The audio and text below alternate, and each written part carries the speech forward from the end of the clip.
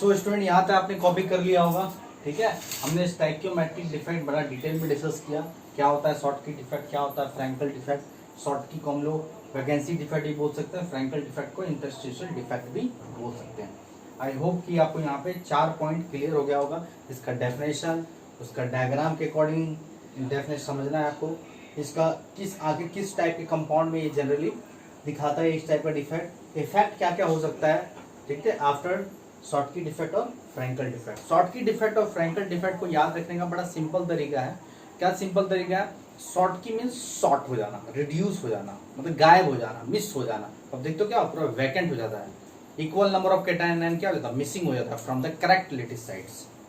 But Frenkel defect को कैसे याद रखेंगे? फ्रैंक, फ्रैंकल से फ्रैंक, फ्रैंक मतलब घुल मिल जाना, बीच में कहीं चला जाना, देखो घुल मिल गया, उसको फ्रैंकल डिफेक्ट बोलते हैं। इस तरह से हम लोग याद रख सकते हैं, बड़ा इंपॉर्टेंट है, यही दो ज्यादा पूछा जाता है, ठीक है। अब इसके बाद नेक्स्ट आता है हमारा नॉन स्टैइकियोमेट्रिक डिफेक्ट, उसके बारे में पढ़ेंगे हम लोग डिटेल में, नॉन स्टैइकियोमेट्रिक डिफेक्ट। तो आगे बढ़े, चलिए। आई होप कि यहाँ तक आपको क्लियर डिटेल में समझ में आ गया होगा, ठीक है। आप लोग इंसेंटिव बुक भी पैरेलल रीड करते चलना, इससे और क्लियर होते चलेगा, ठीक है। नेक्स्ट हम लोग लिखेंगे non stoichiometric defect. Point defect का दूसरा क्लासिफिकेशन हो जाएगा non stoichiometric defect. Non stoichiometric defect, थोड़ा सा इसमें पानी ले लेते हैं, अच्छे से मिटा लेते हैं।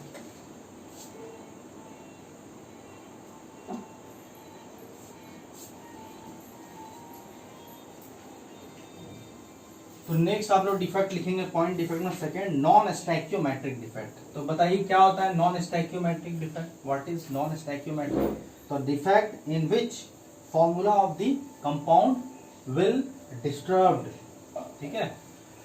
इस डिफेक्ट में क्या होगा कि आपका फॉर्मूला डिस्टर्ब हो जाएगा, मतलब कि स्टैइकियोमेट्रिक कंपाउंड का मेंटेन नहीं कर पाएगा, ऐसा में उसको नॉन स्टैइकियोमेट्रिक डिफेक्ट बोलते हैं, ठीक है। मिटाते हैं नॉन स्टैइकियोमेट्रिक डिफेक्ट। तो लिखिए आप लोग एक बार नॉन स्टैइकियोमेट्रिक डिफेक्ट का डेफिनेशन लिखिए। नॉन स्टैइकियोमेट्रिक डिफेक्ट का डेफिनेशन क्या हो जाएगा, देखिए पैरेलल हम बोल रहे हैं, the defect in which formula of the compound will disturb, और बोल सकते हो स्टैइकियोमेट्रिक ऑफ कंपाउंड विल डिस्टर्ब। स्टैइकियोमेट्रिक क्या हो जाता है, गड़बड़ हो जाता है, उसे हम बोलते हैं क्या, उसे हम बोलते हैं, लिखेंगे नॉन स्टैइकियोमेट्रिक डिफेक्ट। तो सेकंड लिखेंगे नॉन स्टैइकियोमेट्रिक डिफेक्ट,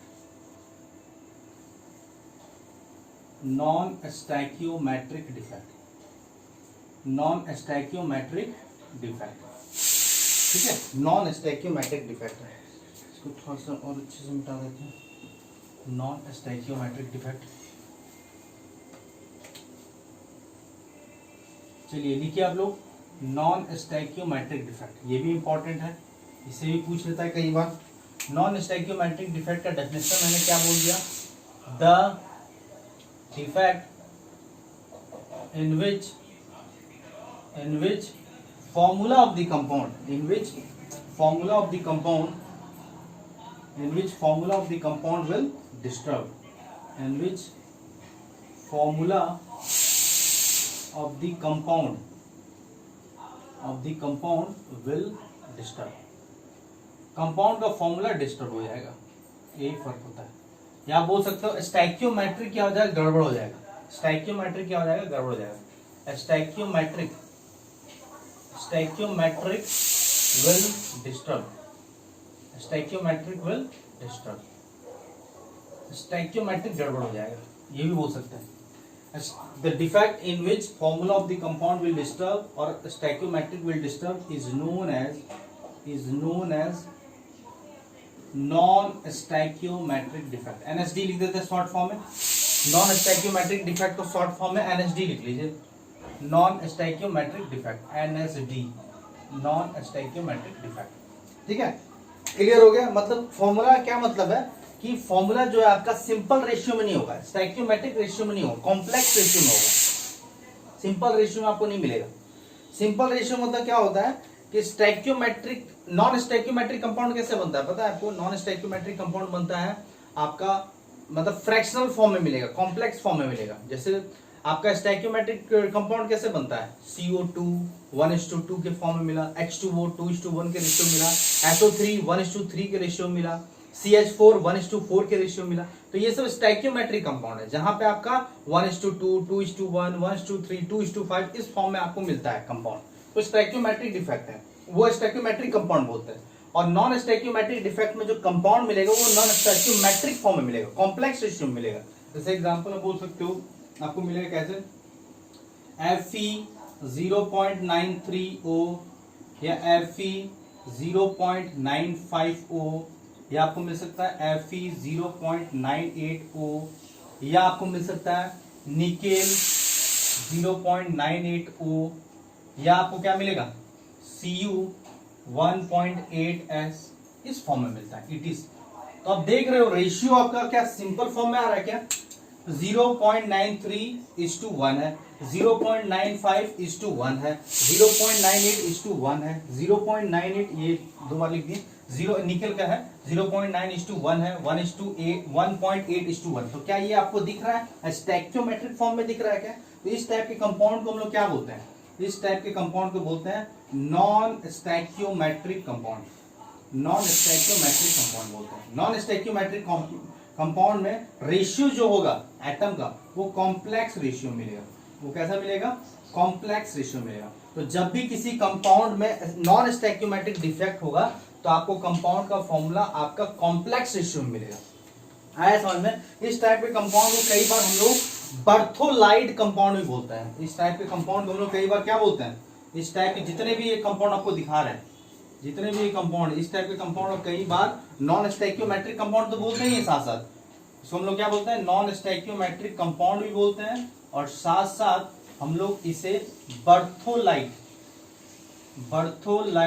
कंपाउंड भी बोलते हैं, ध्यान रखिएगा। तो ये बनता कैसे है थोड़ा समझो आप। पहले ये फॉर्मूला कैसा था पता है आपको, पहले ये फॉर्मूला कैसे था, ये Fe0 पहले जो फॉर्मूला था कुछ इस तरह से, आपका जो इनिशियली जो था FeO फॉर्म में था, FeO फॉर्म में था, फेरस ऑक्साइड फॉर्म में था, ठीक है, ये कैसा था, फेरस ऑक्साइड फॉर्म में था। तो इसमें जो कंपाउंड था उसमें Fe जो था वो आपका 100 था, Fe+2, और ऑक्साइड आयन भी 100 था, दोनों 100 मान के चलते हैं। इस कंपाउंड में क्या था, फेरस ऑक्साइड भी आपका +2 फॉर्म में था, O-2 भी आपका 100 मान लेते हैं। अब हो क्या रहा है कि यहां से Fe जो है, Fe गायब हो जा रहा है, कुछ Fe गायब हो जा रहा है और Fe+3 आ जा रहा है इस कंपाउंड में। मान लो कि हम यहाँ से क्या बोलते हैं समझाने के लिए, समझो यहाँ पे Fe+2 क्या हुआ, यहां से सपोज मान लो कि 3Fe2+2 मिसिंग हो गया, क्या हो गया, मिसिंग हो गया। अब यहां से FeO में जो 100 Fe+2 था, फेरस आयन था, ऑक्साइड आयन भी 100 था। तो अब क्या हुआ, इसमें डिफेक्ट आ गया नॉन स्टैइकियोमेट्रिक, और नॉन स्टैइकियो डिफेक्ट में क्या हुआ, 3Fe+2 मिसिंग हो गया, गायब हो गया। अब जब गायब हो गया तो अब बताओ कि चार्ज जो है, अब Fe कितना है, Fe+2 अब कितना बच गया, 97, और O-2 कितना रहा, 100 अभी भी। पहले इलेक्ट्रिकल न्यूट्रलिटी बैलेंस था, पहले आपका इलेक्ट्रिकल न्यूट्रलिटी क्या था, बैलेंस था। हमेशा आपका कंपाउंड कैसा होना चाहिए, इलेक्ट्रिकल न्यूट्रलिटी बैलेंस होना चाहिए, तभी वो कंपाउंड स्टेबल है। अब इस केस में देखो 200 100 इंटू +2 कितना हो गया, 200 यूनिट पॉजिटिव चार्ज, 100 इंटू -2 कितना हो गया, -200 यूनिट पॉजिटिव चार्ज। जितना पॉजिटिव चार्ज उतना ही नेगेटिव चार्ज, मतलब कि इस केस में क्या है, न्यूट्रल है, कोई चार्ज नहीं दिख रहा है। बट अगर मान लो कि इससे आपका 3Fe+2 मिसिंग हो गया, इसका मतलब 97 आपका +2 है, और आपका 100 अभी भी आपका नेगेटिव चार्ज कितना है, नेगेटिव चार्ज आपका -200 है, और आपका पॉजिटिव चार्ज कितना है, 97 इंटू 2 कितना हो जाएगा, 97 इंटू 2 मतलब 194 पॉजिटिव चार्ज है। तो क्या इक्वल है, नहीं इक्वल है, मतलब इस केस में क्या ये न्यूट्रल है, नहीं, इलेक्ट्रिकल न्यूट्रलिटी बैलेंस नहीं है, इलेक्ट्रिकल न्यूट्रलिटी जो है यहाँ पे बैलेंस नहीं है, इलेक्ट्रिकल न्यूट्रलिटी आपका बैलेंस नहीं है, अनबैलेंस फॉर्म है, बैलेंस फॉर्म में नहीं है, अनबैलेंस किस तरह से, अनबैलेंस फॉर्म है। तो इस कंपाउंड ये स्टेबल होगा क्या, अगर ऐसा मिसिंग होता है तो नहीं होगा ना। तो यहाँ पे क्या कर रहे हैं कि अगर Fe+2 गायब हुआ, Fe+2 गायब हुआ, तीन Fe+2 गायब हुआ, तो इसमें कुछ ऐड भी हो गया। इसमें सपोज मान लो कि ऐड हो गया कितना, कि आपका ऐड हो गया आपका +2 Fe+3 गायब हो गया। ऐड कितना हो गया +2, 2 Fe+ क्या हो गया ऐड हो गया, 2 Fe+3 ऐड हो गया। तो अभी हटा कितना 3 2 जा 6, देख लो 3 2 जा 6 हटा, तो आ गया फेरिक आयन आ गया। फेरिक कितना आ गया 2, तो अभी भी चार्ज कितना है, अभी भी +6 है, तो बैलेंस हो गया। यही 6 का कमी था ना, बैलेंस हो गया। मतलब यहाँ पे अब इस केस में अगर ऐड कर दिए, मतलब कि Fe+2 कितना हुआ 97, Fe+3 कितना हुआ वो आपका 2 है, और O-2 कितना है वो 100 है। बट तो बैलेंस तो है, देख लो ये 2 3 जा 6 हो जाएगा, ये आपका 194 100 200 पॉजिटिव चार्ज, यहाँ भी 200 नेगेटिव चार्ज है, तो आपका यहाँ पे बैलेंस तो हो गया, बैलेंस हो गया ना। इलेक्ट्रिकल न्यूट्रलिटी आपका बैलेंस है, इलेक्ट्रिकल न्यूट्रलिटी तो बैलेंस है, वो तो गड़बड़ नहीं हुआ, ठीक है इस केस में। बट हुआ क्या, कंपाउंड आपका, अब जो कंपाउंड का फॉर्मूला था यहाँ पे आयरन आपका 1 था, यहाँ पे आयरन 100 था, और ऑक्सीजन भी 100 था, मतलब रेशियो 1:1 का रेशियो था, इसलिए फॉर्मूला क्या बना FeO। अब बताओ क्या आयरन आपका 100 रहा क्या, यहाँ पे 2 टाइप का आ गया, इस FeO में 2 टाइप का आ गया, यहाँ पे Fe में 2 टाइप का, Fe+2 भी प्रेजेंट है और साथ साथ Fe+3 भी प्रेजेंट है। 2 टाइप का आपका यहाँ पे आयरन वाला ऑक्सीडेशन नंबर आ गया, फेरस भी आ गया, फेरिक भी आ गया। तो क्या फॉर्मूला रहेगा, फेरस कितना आया, फेरस आपका 97 है, फेरिक कितना आया +3, तो क्या ये रेशियो मेंटेन रहेगा, क्या मेंटेन तो नहीं रहेगा। तो फॉर्मूला आपका किस टाइप का बन जाएगा, नॉन स्टैइकियोमेट्रिक कंपाउंड के रेशियो में आ जाएगा, और वो कभी हो सकता है कि वो Fe0.93O के रेशियो में आ जाए। आया समझ में।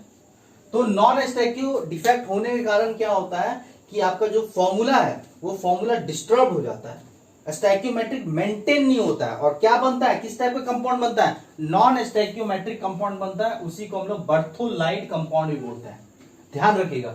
आया समझ में। वही मैं बता रहा हूं नॉन स्टैइकियोमेट्रिक डिफेक्ट क्या होता है, the defect in which formula of the compound will disturb, that is stoichiometric will disturb is known as non-stoichiometric defect. Due to non-stoichiometric defect, non-stoichiometric compound is formed and the formula will be in complex ratio. Complex ratio means this one.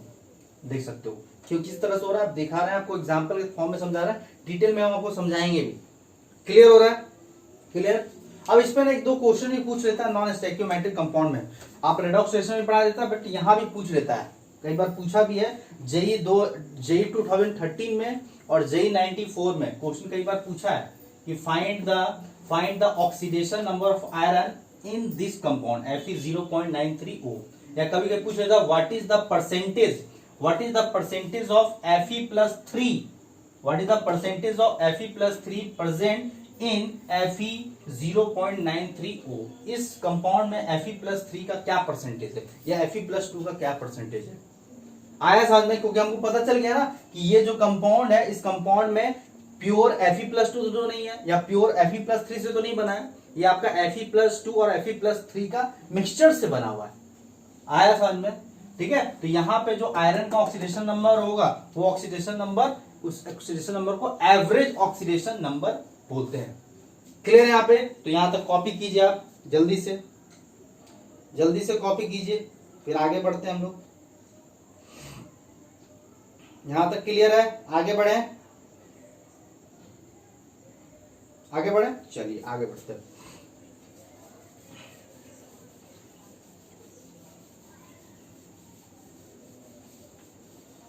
Note करते चलेंगे parallel, समझ में आ रहा होगा। एक example के form में भी समझा दिया कि नॉन स्टैइकियोमेट्रिक कंपाउंड कैसे बन जाता है। तो कुछ गायब हो जाता है, वो रेशियो मेंटेन नहीं कर पाता है, जिसके कारण से आपका नॉन स्टैइकियोमेट्रिक डिफेक्ट या नॉन स्टैइकियोमेट्रिक कंपाउंड बनता है। जैसे एग्जांपल के फॉर्म में, क्वेश्चन के फॉर्म में आपको समझा है कि कैलकुलेट ऑक्सीडेशन नंबर। एक्चुअल में ये ऑक्सीडेशन नंबर नहीं होता, ये एवरेज ऑक्सीडेशन नंबर होता है, ठीक है। Calculate the oxidation number of iron, ठीक है, इन Fe0.93O, या आपको दे दे, या इसी में एक ही में बनाते हैं। तो इसको कैसे बनाते हैं, ऑक्सीडेशन नंबर का रूल कैसे निकालते हैं, जिस किसी भी आइटम का आपको ऑक्सीडेशन नंबर निकालना है, उसको x मान लो, ठीक है, x मान लो। तो यहाँ पे इसको अगर x मान लें तो क्या हो जाएगा, x इंटू 0.93, यहाँ पे ऑक्सीजन कितना है 1 + 1, चार्ज कितना होगा ऑक्सीजन का -2, और इज इक्वल टू क्या हो जाएगा 0, तो 0.93x इज इक्वल टू उधर ले जाए तो 2, तो x इज इक्वल टू क्या हो जाएगा 200/93। तो ये जो है आपका 200/93, this is average oxidation number. Average oxidation number नहीं, ये गलत टर्म हो जाएगा। यहाँ पे आयरन का ऑक्सीडेशन नंबर क्या है ना, गलत टर्म है, यहाँ पे एवरेज ऑक्सीडेशन नंबर है, average oxidation number of iron, this is average oxidation number of iron. क्यों एवरेज बोल रहे हैं, क्योंकि यहाँ पे कोई, यहाँ पे आयरन जो है, यहाँ पे आयरन देखोगे, यहाँ पे दो टाइप का आयरन है, Fe+2 भी इंक्लूड है और Fe+3 भी इंक्लूड है। दोनों का ऑक्सीडेशन नंबर, दोनों टाइप का ऑक्सीडेशन नंबर यहाँ पे इंक्लूड है, दोनों टाइप के वैलेंसी वाला आयरन इंक्लूड है। तो यहाँ पे आयरन इस केस में, इस कंपाउंड में, इस केस में आयरन का oxidation number average oxidation number होता है, ध्यान रखिएगा, क्योंकि दो टाइप का है ना, तो this is average oxidation number. आया समझ में। और एवरेज ऑक्सीडेशन नंबर हमेशा आपका लोअर मिनिमम ऑक्सीडेशन नंबर से लेकर हायर ऑक्सीडेशन नंबर के बीच में ही लाई करेगा। देख लो इसको, अगर आप इसको आप सॉल्व करोगे तो ये समथिंग 2 पॉइंट समथिंग आएगा, क्योंकि 93 का डबल कितना होता है 196, 196 200 माइनस 196 4, मतलब 4 आ गया, इट मीन 0 आएगा, मतलब 2 पॉइंट समथिंग आएगा। इसमें हम लोग कह सकते हैं दिस ऑक्सीडेशन नंबर, हम लोग कह सकते हैं minimum oxidation number, minimum oxidation number less than average oxidation number is less than, greater than, minimum oxidation number greater than average oxidation number less than maximum oxidation number के बीच में ही लाई करेगा। कभी भी एवरेज ऑक्सीडेशन नंबर हमेशा आपका minimum और maximum के बीच में ही लाई करेगा। अब यहाँ पे देख लो आयरन, इस केस में आयरन Fe+2 भी है, +3 भी, ये लिखा हो रहेगा कि यहाँ पे क्वेश्चन दिया रहेगा calculate the oxidation number of iron in Fe 0.93O, ऐसा कर दिया हुआ है। या कभी भी आपको फ्रैक्शनल टाइप का ऑक्सीडेशन नंबर मिले ना, फ्रैक्शनल टाइप का ऑक्सीडेशन नंबर मिले तो समझ लेना कि वो ऑक्सीडेशन नंबर आपका एवरेज ऑक्सीडेशन नंबर है, ठीक है, नहीं भी देगा तो। और यहाँ पे आयरन में क्लियर लिख देगा कि this iron is made by 2 type of valency of iron, either +2 और +3। अब यहाँ देख सकते हो ये जो 203, ये +2 से ग्रेटर देन 200/93 लेस देन +3 के बीच में ही तो लाई कर रहा है, +2 +3 के बीच में ही तो लाई कर रहा है, तो ये मतलब सही है, this is the oxidation number. आ रहा है समझ में, कॉपी कीजिए जल्दी से। इस टाइप का क्वेश्चन भी पूछ लेता है, कई बार पूछता है, ध्यान रखिएगा। आया समझ में। और कैसे होता है ये क्लियर हो रहा है आपको। जैसे आपको स्ट्रक्चर अगर मैं बात करूं, FeO का स्ट्रक्चर कैसा था पता है आपको, FeO का स्ट्रक्चर लाइक किसकी तरह होता था, रॉक सॉल्ट स्ट्रक्चर की तरह होता था, रॉक सॉल्ट स्ट्रक्चर की तरह इक्विवेलेंट होता था।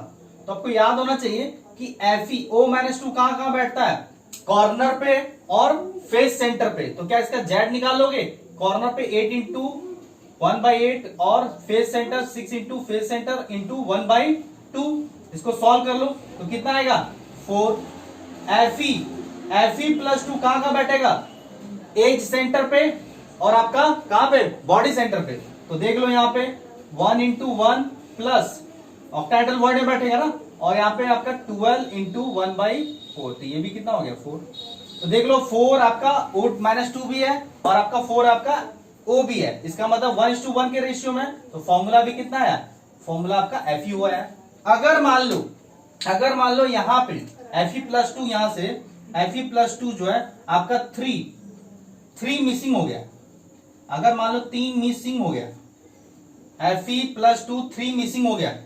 अब बताओ अगर 3 मिसिंग हो गया तो चार्ज बैलेंस रहेगा क्या, कितना बचेगा, अभी चार्ज कितना है, अगर 4 अगर ऑलरेडी है, 4 Fe+2 है तो 4 2 8 प्लस पॉजिटिव है, और नेगेटिव कितना है, ये भी 4 है, तो 4 - 2 -8 है, -8 प्लस। अगर 3 मिसिंग हो गया तो कितना बचा, +2, तो गायब हुआ, तो बैलेंस तो नहीं हुआ ना इलेक्ट्रिक न्यूट्रलिटी। और यहाँ पे अगर ऐड हो जाए, सपोज ऐड हो जाए कितना, Fe+3 ऐड हो जाए आपका 2 ऐड हो जाए, तो 2 3 जा 6 और 3 + 2। अब देख सकते हो यहाँ पे 3 Fe+2 गायब हुआ और 2 Fe+3 ऐड हुआ।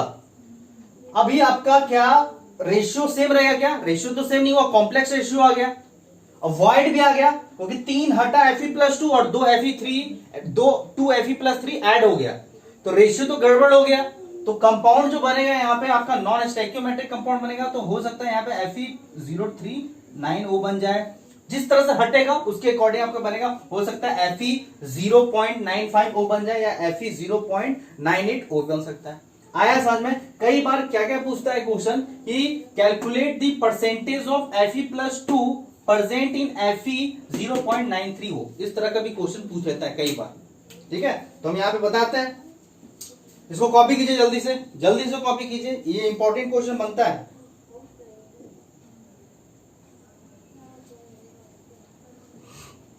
आगे बढ़े, चलिए। और ये भी याद रखिएगा, ये सब बताया गया होगा एवरेज और रेडॉक्स रिएक्शन में। एवरेज ऑक्सीडेशन नंबर का जो फॉर्मूला होता है वो क्या होता है, total charge upon total atom होता है। आप चाहो तो निकाल सकते हो टोटल एटम, हम चाहे तो निकाल सकते हैं। एवरेज ऑक्सीडेशन नंबर का सीधा सीधा फॉर्मूला क्या होता है, total charge upon total atom. अब देख सकते हो total charge upon total atom अगर निकालना है तो बड़ा सिंपल तरीके से आप निकाल सकते हो। Fe+2 है, Fe+2 और Fe+3 है। अगर मान लो कि यहां पे कुछ भी निकाल सकते हो, किसी भी तरीके से निकाल सकते हो। अगर मान लो परसेंटेज आपको दे दिया, अगर आगे बढ़ते हैं इस क्वेश्चन को लेके, आगे बढ़ते हैं, आगे बढ़े, चलिए। अब यहाँ पे नेक्स्ट टाइप का क्वेश्चन एनसीईआरटी बुक में भी दिया हुआ है, और ये जेई 2013 में और 94 में आया हुआ क्वेश्चन है इस टाइप का, बहुत इंपॉर्टेंट है। रेडॉक्स रिएक्शन में भी पढ़ाया जाता है। देखिए क्या क्वेश्चन है, क्वेश्चन के फॉर्म में समझाते हैं। Calculate the percentage of Fe+2 and Fe+3 in Fe0.93O।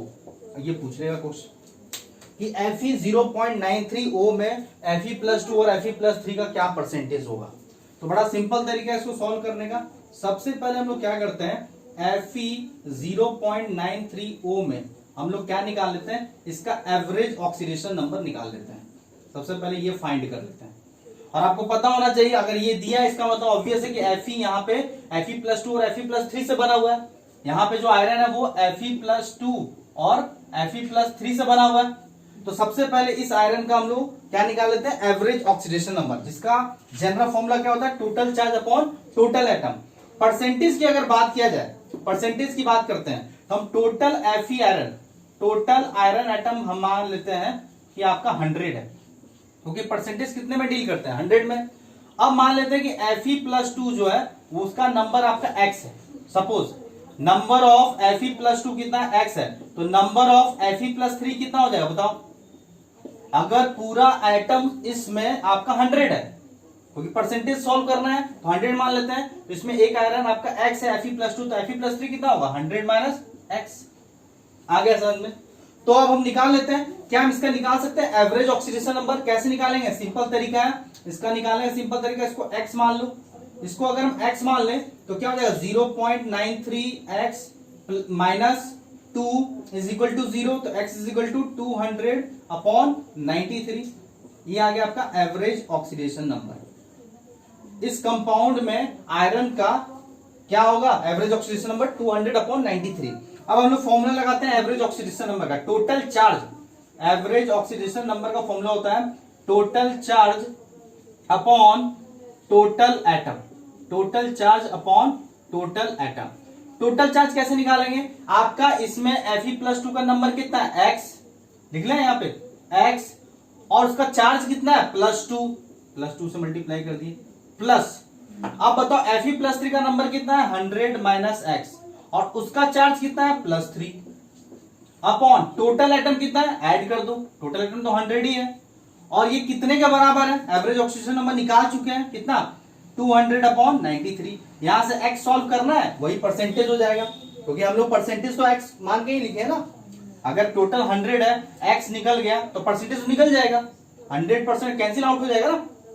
Clear हो रहा है, वही तो परसेंटेज हो जाएगा। अगर ये x है, x upon 100 into 100, x total item 100 है इंटू 100, तो परसेंट आ जाएगा। क्लियर, तो देखो इसको कैसे सॉल्व करेंगे, इसको सॉल्व कीजिए तो ये हो जाएगा 2x upon 300 minus 3x upon 100 is equal to 200 upon 93।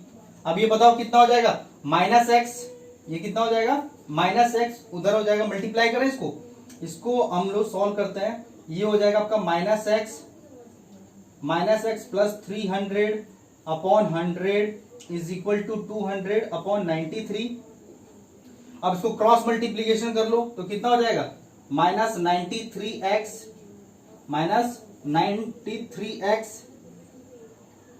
Plus 93 3 जा कितना हो जाएगा 92700 इज इक्वल टू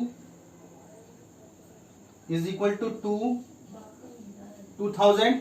अब यहां पे कितना हो जाएगा, इसको इधर ले जाते हैं, minus 93x is equal to, इसको इधर ले जाएंगे तो माइनस कितना होगा 0 0 0 0, फिर ये 9 7 में 7 गया तो 79, और यहाँ पे x is equal to negative positive, तो x इज इक्वल टू क्या हो जाएगा 7900 अपॉन 93। बड़ा लंबा हो गया कैलकुलेशन, ठीक है, यही दिखाना चाह रहा है।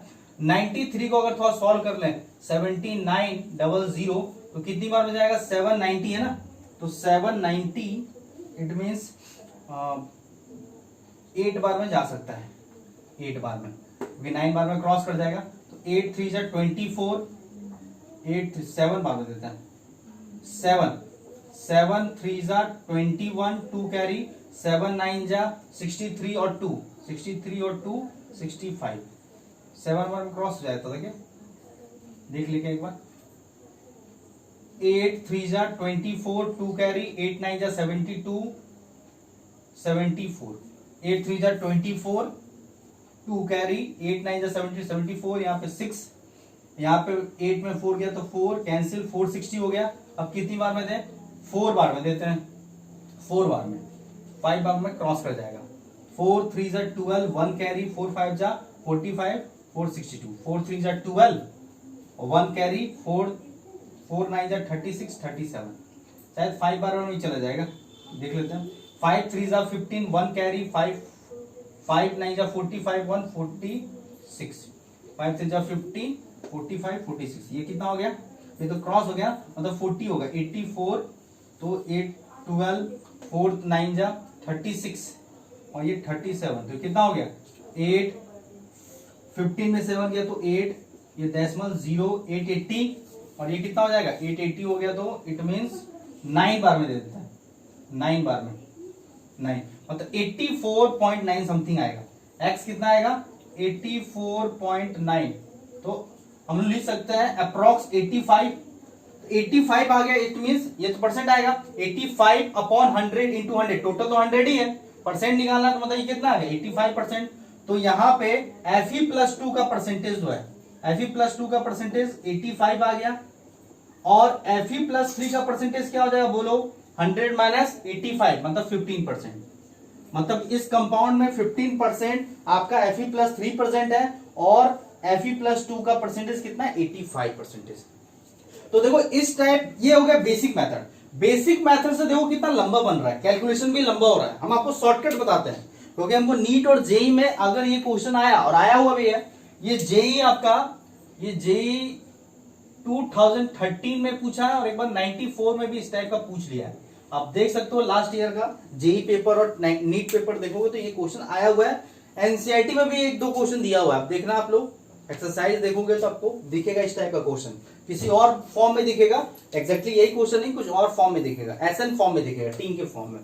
बट ये क्वेश्चन को ऐसे नहीं बनाएंगे, एग्जाम बोर्ड पॉइंट व्यू से है तो बनाएंगे ऐसे ही, पूरा डिटेल में बनाएंगे बेसिक तरीके से, बट इसको शॉर्टकट तरीके से कैसे बनाएंगे, शॉर्टकट तरीके से बताते हैं आपको, बड़ा सिंपल है, नोट कर लिया आप लोग, क्योंकि इस मेथड से बनाओगे तो बड़ा लेंथी हो जाएगा, इतना टाइम लगाओगे तो फिर क्वेश्चन बाकी भी तो सॉल्व करना है। तो इसके लिए शॉर्टकट मैं बताता हूं आपको, शॉर्टकट तरीका देखो आप इसका, आपको क्या करना है ध्यान रखना, एवरेज एटॉमिक मास हम आपको बताया था सम बेसिक कॉन्सेप्ट में कैसे सॉल्व करते हैं, या एवरेज मोलर मास वाला क्वेश्चन कैसे सॉल्व करते हैं। तो उसमें हम लोग क्या करते हैं, सिंपल शॉर्टकट तरीका देखिए, शॉर्टकट मेथड। आप क्या करेंगे कि यहां एक नंबर लाइन लेंगे, ये जो कंपाउंड बना है वो Fe+2 से बना है, और Fe+3 से बना हुआ है ना ये कंपाउंड, मतलब यहाँ पे ऑक्सीडेशन नंबर +2 है और +3 है, ये दोनों का मिक्सचर है। और उसका एवरेज ऑक्सीडेशन नंबर कितना आया, निकाल सकते हैं बड़ा इजीली। कितना आया था, ये आया था आपका 200/93, जो कि इसके बीच में ही है। क्लियर। अब परसेंटेज आपको निकालना है Fe+2 का या Fe+3 का निकालना है, तो बड़ा सिंपल है। ये मेरा एवरेज ऑक्सीडेशन नंबर है, हम बताए थे क्या फॉर्मूला, एवरेज ऑक्सीडेशन नंबर को माइनस करो, किससे माइनस करो, जिसका निकालना है उसके सामने वाले के ऑक्सीडेशन नंबर से। कितना आया है 3 अपॉन नीचे क्या करना है, ये दोनों का माइनस लेना है, वो भी मोड में रखना है, और परसेंटेज निकालोगे तो इंटू 100 कर देंगे, ये परसेंट हो गया। सिंपल आया समझ में। तो एवरेज ऑक्सीडेशन नंबर कितना है 200/93, तो 200/93 -3 मोड में आएगा, 2 - 3 -1 मोड निकालोगे तो 1 ही रहेगा। ठीक है, ये मोड में है, इंटू 100।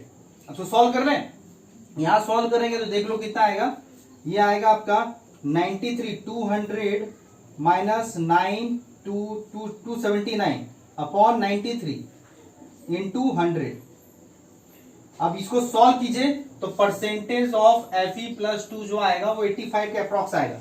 सॉल्व कर लीजिए इसको, सॉल्व करोगे तो कितना आएगा, यहाँ पे 79 मोड है ना, ये तो मोड है, तो 79/93 इंटू 100। इसको सॉल्व कीजिए तो एक बार में आपका 85 के अप्रॉक्स आ जाएगा। अब चाहो तो Fe+3 इस मेथड से भी निकाल सकते हो, या डायरेक्ट 100 - 85 15%। अब चाहो तो ऐसे भी निकाल सकते हो। एवरेज ऑक्सीडेशन नंबर कितना है बताओ, एवरेज ऑक्सीडेशन नंबर 200/93 माइनस आपका कितना है, जिसका निकालना है उसके सामने वाले से 2 से माइनस कर दो, अपॉन नीचे तो 1 ही रहेगा, 2 - 3 ये भी मोड इंटू 100।